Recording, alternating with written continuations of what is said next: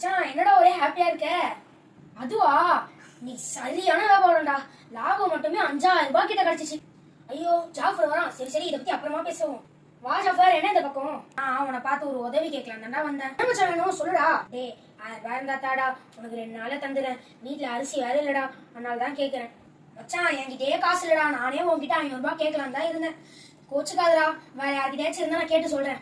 சரிடா, கேட்டு சொல்லு, நான் கிளம்புறேன். மச்சான் உங்ககிட்ட தான் காசு இருந்துச்சு, கொடுத்துருக்கலாமே. இவன் கிட்ட காசை கொடுத்து நான் எப்ப காசை வாங்க? அவனுக்கு வருமானமே இல்ல, அவன் நம்பி நான் எப்படி காசு தரது? அப்போ எதுக்குடா வேற யார்கிட்டயாச்சும் இருந்தா வாங்கி தரேன்னு சொன்னேன்? அப்பதான் என்கிட்ட காசு இல்லைன்னு நம்புவான். அதான் அஸ்தக்ஃபிருல்லாஹ், முஹம்மது நபி ஸல்லல்லாஹு அலைஹி வஸல்லம் கூறுகிறார்கள், மனிதர்களே மிக மோசமான மனிதர்கள் இரட்டை முகம் கொண்டிருப்பவர் என்று.